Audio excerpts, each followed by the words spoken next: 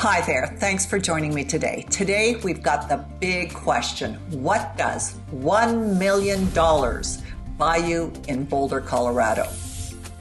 Now, let's find out. You always hear that Boulder is very expensive. Well, it is, but I often think some of these videos try to use shock value and show you these tiny little shacks for huge sums of money.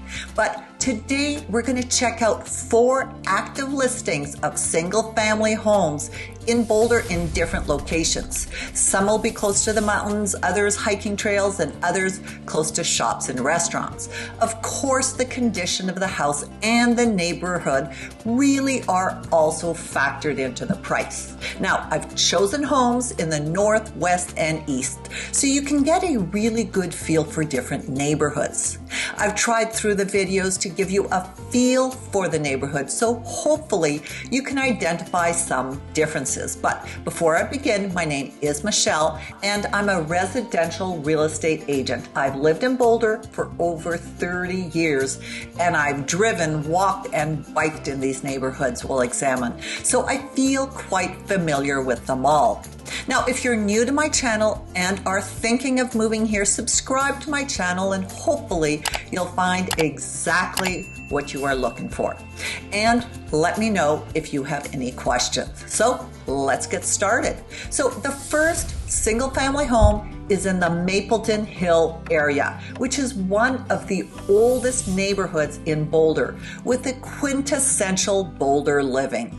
Here you can walk to downtown Boulder where you can easily head to the shops and restaurants and grab a meal. It's also Boulder's most prestigious neighborhood in my opinion. It's close to open space and hiking trails. Now, having said that, this particular home isn't in the ideal part of Mapleton Hill, where you can easily walk to Pearl Street Mall, where you have the shops and restaurants. It's about a mile to the east of these shops and restaurants. And another drawback with this house is that it's located near a busy street. So factor that in regarding the price. Now, if it was situated 1 mile west in the same neighborhood, it would probably be worth about an extra $200,000. So this home has 2 bedrooms, 1 bath, and is 1,043 square feet. That's pretty tiny. So if you're not good with square footage, think 10 by 10 feet, which will give you 100 feet. So that's 100 square feet times 10. Now, coming back to the house, it was built in 1935, so you're paying for the charm of a house of that era. As small as the house is, the plus is that it was taken down to its bare studs and rebuilt. Now, the nice part is the yard does have 0.2 of an acre, which is a nice sized yard in a desirable neighborhood. So you've basically got a small house with a decent sized yard in an extremely desirable neighborhood for nearly $1 million. Now, a little bit more about this neighborhood and why it is so desirable. It has gorgeous historic homes. And as you see, the streets are wide and have beautiful, large, mature trees. Most of this neighborhood is protected since it's in the historic district. So you'll find the best of early 20th century architecture here, like Victorians, Foursquares, and Craftsman designs. It's the kind of neighborhood where many homes have porches and you can see people in their rocking chairs out there on a summer day. Now, what's also nice is that there's a small pocket of parks at the southern edge, with some of them easily walking distance. There are also nearby trailheads for both the popular Mount Sanitas and Red Rocks trails. And those are to the west of Mapleton Hill. Also, as I said, you're just blocks to the best restaurants and retail Boulder has to offer, with Pearl Street Mall at the base of the hill to the south. Now, Boulder living doesn't get much more idyllic or convenient than Mapleton Hill. And this neighborhood often is used as the backdrop to Boulder photo shoots. Now, moving on to my number $2 million house. Now we're going to move to Fraser Meadows. This neighborhood offers convenience being close to the highway, taking you up to the north or into Denver. Now, the majority of the single-family homes here are ranches, and they're built in the 1960s on large flat lots. And a lot of these homes have a main floor primary bedroom. Now, some of these properties here even have restriction on popping the top, so you're protecting it from changing the feel of the neighborhood. Now, many of these homes have been updated. There are also quite a few condo complexes throughout the neighborhood from the 1960s to the 2000s. Now, the second $1 million home fits that description. It's built in 1961, has 4 bedrooms, 2 baths, with 2,444 square feet and a nice sized lot at 0.27 of an acre. It also has the primary bedroom on the main floor since it is a ranch.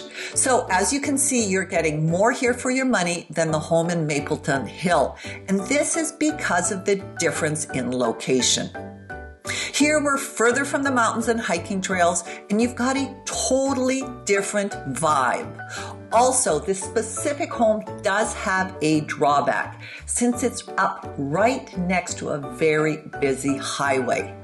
A major presence here in Boulder's largest retirement community has a central feel to the neighborhood, and this retirement community stretches across 20 acres.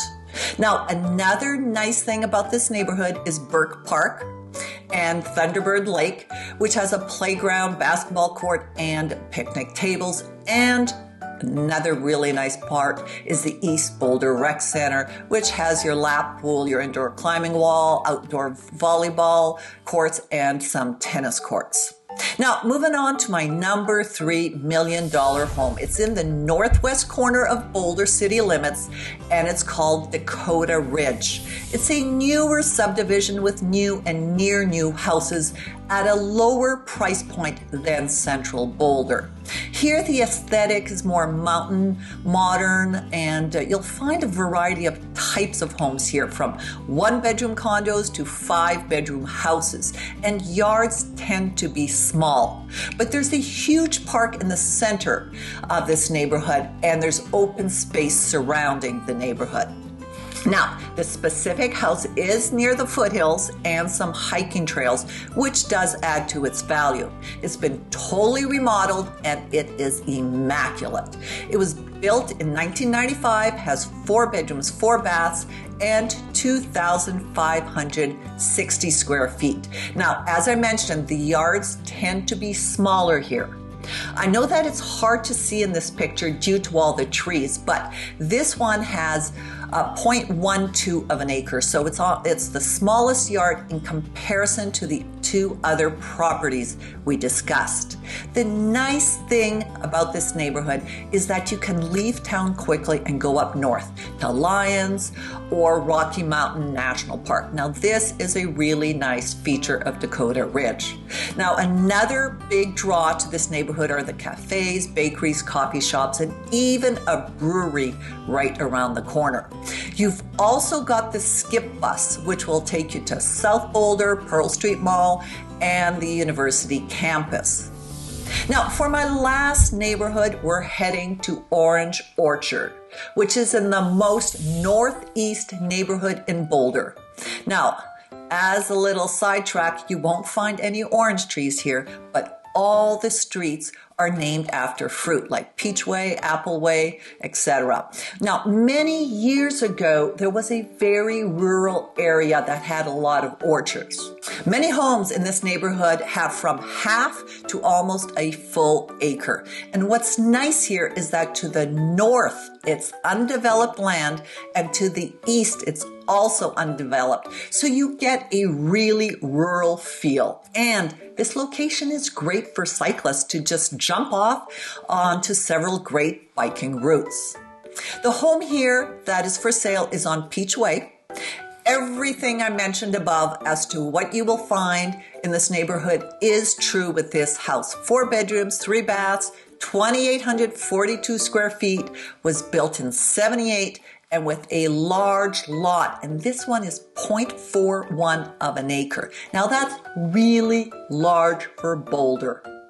However, the house does need some TLC, so some renovations would be needed. But what is really nice here is that the HOA includes a private lake and trails.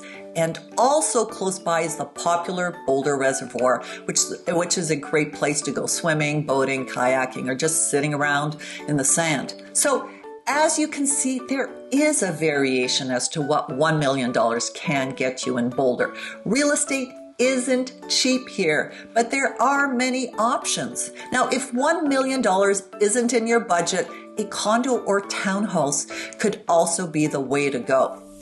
Now, also being in unincorporated Boulder could be another option.